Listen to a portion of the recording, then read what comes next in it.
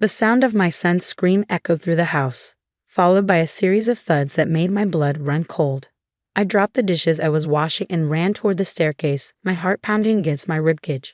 There, at the bottom of the stairs, lay my 7-year-old son Oliver, crumpled and motionless. Oliver! I rushed to his side, afraid to move him.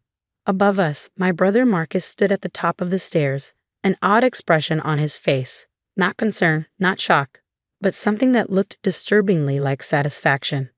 Mom, Dad, I screamed, carefully checking Oliver for obvious injuries. He was conscious but crying, clutching his side. My parents rushed in from the backyard, where they'd been enjoying their Sunday afternoon tea. What happened? My mother asked, looking between Oliver and Marcus. Before I could speak, Marcus called down. We were just playing around, weren't we, buddy? Some rough housing got out of hand. He descended the stairs slowly, hands in his pockets. Kids need to toughen up these days. Playing? I spat, feeling Oliver trembling under my touch. He pushed him. I heard Oliver say stop before he screamed. Now, Amanda. My father stepped forward, his voice carrying that familiar patronizing tone. Boys will be boys. I'm sure Marcus didn't mean any harm.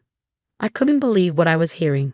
Oliver was clearly injured, yet they were already making excuses for Marcus. But then again, they always did. My 30-year-old brother had never faced consequences for his actions, not when he broke my arm during play fighting, when we were kids, not when he accidentally pushed his ex-girlfriend's car into a ditch, and apparently not now. He's fine, Marcus said, reaching down to ruffle Oliver's hair. My son flinched away, whimpering. See, he's just being dramatic. Like his mother. Don't touch him, I warned, pulling Oliver closer. Mom, Dad, he did this on purpose. Oliver's been afraid of Marcus ever since he moved back home. This isn't the first time. My mother's face hardened. Amanda, don't start with your accusations. Your brother's going through a rough time since losing his job. He doesn't need this drama. Drama? I looked down at Oliver, who was still holding his side, tears streaming down his face. My son is hurt. He'll walk it off, my father declared. Now let's all calm down and have some tea. Oliver, stop crying. You're a big boy now. I felt something snap inside me. Years of watching them coddle Marcus, years of being told I was overreacting, years of having my concerns dismissed. It all crystallized into a moment of absolute clarity. We're going to the hospital, I announced, carefully helping Oliver to his feet. He cried out in pain, nearly collapsing. Don't be ridiculous, my mother huffed. You'll just waste everyone's time and money. Put some ice on it and he'll be fine. Marcus stepped closer, his 6'2" frame towering over us. Listen to Mom, Amanda. You're making a big deal out of nothing. Like always. I met his eyes, seeing the same cold amusement I'd seen countless times before. My brother, the golden child, who could do no wrong. Who'd been terrorizing me since childhood, and now thought he could do the same to my son. Back off, Marcus, I warned, supporting Oliver as we moved toward the door. Mom, Dad, I'm taking my son to the emergency room. You can either support that decision or stay here with your precious son who did nothing wrong. As usual. Amanda, my father's voice boomed. You're overreacting. This is family business. We handle these things privately. I turned back, one hand on the door. No, Dad. Not anymore? Not with my son. If you do this, my mother's voice quivered with what I recognized as manipulation, not concern, you'll tear this family apart. Is that what you want? I looked at Oliver's pale face, at the way he could barely stand, at the fear in his eyes when Marcus moved closer. Then I looked at my family, my enabling parents, my smirking brother, and made my decision. This family was torn apart long ago, I said quietly. You just never noticed because I was the only one bleeding. I helped Oliver to my car, ignoring their calls and threats. As I buckled him in, he whispered, Uncle Marcus said if I told you what he does, he'd hurt you too, Mommy. My hands froze on the seatbelt. What he does? Oliver, has this happened before? He nodded, more tears falling. He says it's our special game. He likes to scare me when you're not looking. He said it's funny. I felt sick to my stomach, but kept my voice calm. You're safe now, baby. We're going to get you help, and then we're going to make sure Uncle Marcus never hurts you again. As I drove toward the hospital, I could see my parents and Marcus watching from the front door. They probably thought I'd cave, like always. That I'd come back with apologies, accept their version of events, maintain the family peace. Not this time. This time, I had something worth fighting for. The emergency room was busy, but the moment the nurse saw Oliver's condition, we were rushed through triage. As they wheeled him away for x-rays, my phone buzzed constantly with messages from my family. Mom, you're embarrassing us all. Come home now. Dad, this is ridiculous. Marcus is devastated. Marcus, real nice, sis. Way to blow everything out of proportion. I silenced my phone and focused on the pediatric doctor examining Oliver. Dr. Winters was a stern-looking woman in her 50s, and her expression grew darker as Oliver described what happened. Uncle Marcus said it was funny to watch me fall. Oliver explained, wincing as she gently pressed his ribs. He likes to sneak up behind me and scare me too. Sometimes he grabs my arm really hard and says it's our secret. Dr. Winters caught my eye, her face professional but concerned. Mrs. Taylor, could we speak privately for a moment? She turned to the nurse. Stay with Oliver, please. In the hallway, Dr. Winters didn't mince words. Your son has 3 broken ribs and significant bruising. These injuries are not consistent with an accidental fall. The pattern suggests he was forcefully pushed. My hands trembled. I know, I heard it happen.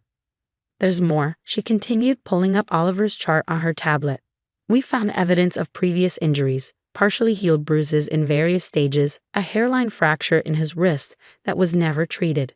Mrs. Taylor, this suggests a pattern of abuse.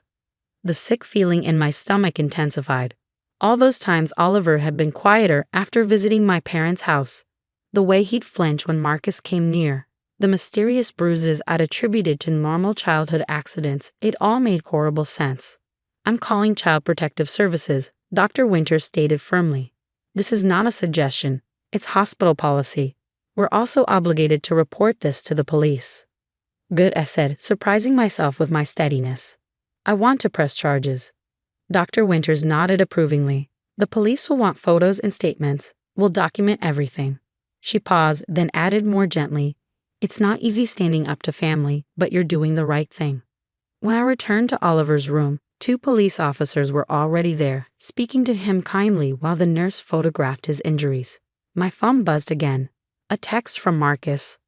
Marcus, Mom and Dad are beside themselves. Fix this now, or else. For the first time, his threat didn't frighten me. It made me angry. I showed the message to the officers. My brother has been threatening my son for months. Today he pushed him down a flight of stairs, and my parents tried to cover it up. Ma'am, the female officer said, we take these cases very seriously. Would you like to file for an emergency protection order? Yes, I replied without hesitation. For both of us. The next few hours were a blur of statements, photographs, and paperwork. The CPS worker arrived, a compassionate woman named Diana who listened intently as I described the family dynamics, Marcus's history of violence, and my parents' pattern of enablement. You're not alone, Diana assured me. We see this often, families protecting abusers, gaslighting victims, pressuring them to stay quiet. But you've broken that cycle. You've protected your son. A knock at the door interrupted us. My parents stood there, looking both angry and bewildered. Behind them, Marcus loomed, his face dark with rage. What have you done? My mother hissed, trying to enter the room. The police officer blocked her way. Ma'am, you can't be here. There's a protection order in place. Protection order? My father exploded. Against family? Amanda, stop this nonsense right now. Marcus stepped forward, his voice dangerously low. You've really done it this time, sis. The change was immediate. Both officers moved to intercept him, one hand on their weapons. Sir, step back. You're not allowed near this room. These are serious allegations, the female officer warned. I suggest you all leave now, or we'll have to take action. I watched as my family was escorted out, their protests echoing down the hallway. My mother's tears, my father's threats, Marcus's cold stare, none of it affected me anymore. I turned back to Oliver, who was finally resting after receiving pain medication. Mrs. Taylor, Diana said softly, We've arranged for you and Oliver to stay at a secure location tonight. Tomorrow, we'll help you file for permanent restraining orders and discuss your options." I nodded, stroking Oliver's hair. He stirred slightly, then whispered, "Are we safe now, Mommy?" "Yes, baby," I promised, and for the first time, I truly believed it. "We're safe now." Diana touched my shoulder gently. "You've shown incredible courage today. Many people never find the strength to stand up to family abuse." I looked down at my sleeping son, thinking of all the times I'd stayed quiet, made excuses, accepted their version of events. Never again. My family could call it rough play, but the X-rays told the truth. The bruises told the truth. And now finally, so would I 3 months later. I sat in a courtroom, watching Marcus plead not guilty despite the overwhelming evidence against him. The district attorney had built a solid case, medical records, photographs, Oliver's recorded testimony, and even text messages from my parents attempting to pressure me into dropping the charges. My mother and father sat behind Marcus, both dressed in their Sunday bests, still playing the role of devoted parents supporting their wrongly accused son. They refused to look at me. 2 rows behind them sat my Aunt Sophie, my mother's younger sister, who had reached out to me privately after the hospital incident. "I always knew something was wrong with Marcus," she told me over coffee. "The way your parents covered for him, the way they dismissed your concerns. It happened when you were kids too, didn't it?" She was right. The memories had come flooding back during therapy sessions. Bruises explained away, accidents that weren't accidents at all. The constant fear that had become so normal I'd stopped recognizing it as fear. Now, watching Marcus in court, I felt none of that old fear. Oliver was safe at school, surrounded by teachers who had been informed of the situation. We'd moved to a secure apartment building, changed our phone numbers, and started rebuilding our lives. The prosecutor presented the evidence methodically. The X-rays of Oliver's ribs appeared on the screen, followed by photographs of old bruises. Dr. Winters testified about the pattern of injuries. When they played Oliver's recorded interview, I had to close my eyes. His small voice describing months of torment at his uncle's hands. He said it was our game. Oliver's voice filled the courtroom. He said if I told Mommy, something bad would happen to her. I opened my eyes to see Marcus shifting uncomfortably in his seat. For the first time, he looked worried. During a break, my mother approached me in the hallway, her face lined with strain. "It's not too late," she whispered. "You can still tell them it was a misunderstanding. Think about what this is doing to our family." I really looked at her, and saw what I'd never allowed myself to see before. A woman so desperate to maintain the illusion of a perfect family that she'd sacrifice her own grandson's safety. "I am thinking about family," I replied. "I'm thinking about my son, who deserves to feel safe. Who deserves better than what you let happen to me." She recoiled as if I'd slapped her. "What we let happen to you? We gave you everything." "No, Mom, you gave everything to Marcus. You gave him permission to hurt people. You gave him protection when he did. But that stops now." The verdict came late in the afternoon. Guilty on all counts. Marcus's face turned red with rage as the judge ordered him to stand. Given the severity of the crimes and the vulnerability of the victim, the judge stated firmly, "I'm sentencing you to 8 years in prison. Additionally, there will be a permanent restraining order protecting both the minor child and his mother." My parents gasped. Marcus turned to look at me, his eyes burning with hatred. I met his gaze steadily, no longer the little sister who could be intimidated into silence. Outside the courthouse, Aunt Sophie hugged me tightly. "You did it," she whispered. "You broke the cycle."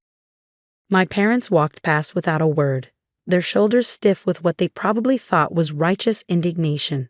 I watched them go, feeling oddly peaceful. They had chosen their side, just as I had chosen mine. That evening, Oliver and I had dinner in our new apartment. His ribs had healed, but more importantly, the fear had left his eyes. He laughed easily now, told me about his day without hesitation, and no longer checked behind doors when entering a room.